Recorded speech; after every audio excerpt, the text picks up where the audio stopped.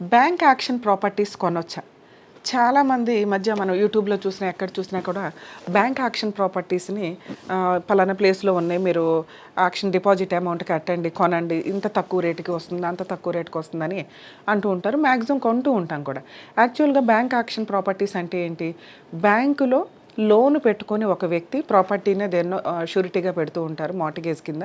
ఒకవేళ ఆ loan clear చేయకపోయినా, అలాగే ప్రాపర్టీస్ కొనేటప్పుడు మనం ఓ 20% 30% క్యాష్ పెట్టుకుంటాము, మిగతా అది లోన్కి వెళ్తూ కొంటూ ఉంటాం.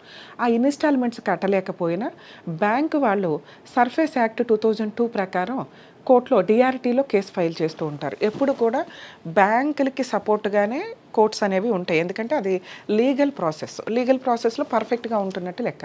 సో ఒకవేళ వాళ్ళు కట్టకపోతే బ్యాంక్ వాళ్ళు ఏం చేస్తారు? ఆక్షన్కి పెడతారు. బ్యాంక్ యాక్షన్ ప్రాపర్టీస్ అనేవి మనకి 15% నుంచి 40% 50% వరకు కూడా తక్కువ రేటుకు వస్తూ ఉంటాయి. సో బ్యాంకు కోర్టు డైరెక్షన్ ఇచ్చిన తర్వాత బ్యాంక్ యాక్షన్లో పెడతారు. పెట్టినప్పుడు అది లీగల్గా ప్రాపర్ వేలో ఉన్నట్లే లెక్క. మరి అలా అని కొనేయొచ్చా అంటే 100% అలా కొంటే కనుక చాలా డేంజర్లో పడినట్టే లెక్క. ఎందుకంటే లీగల్ వెరిఫికేషన్ ప్రాపర్గా ఉండేలాగా చూసుకోండి. ఎందుకంటే ప్రాపర్టీ బ్యాంక్ వాళ్ళ యొక్క రెస్పాన్సిబిలిటీ ఏంటంటే ఆ ప్రాపర్టీని యాక్షన్కి పెట్టి ₹1,00,00,000 ప్రాపర్టీ వాళ్ళకు ఒక 30 lakhs రావాల్సి ఉంటే 30 ప్లస్ ఇంకో 10 lakhsకి పెట్టేసి కూడా అమ్మేస్తూ ఉంటారు. అందుకే మీకు 50% 30% తక్కువ రేటుకి వస్తూ ఉంటాయి.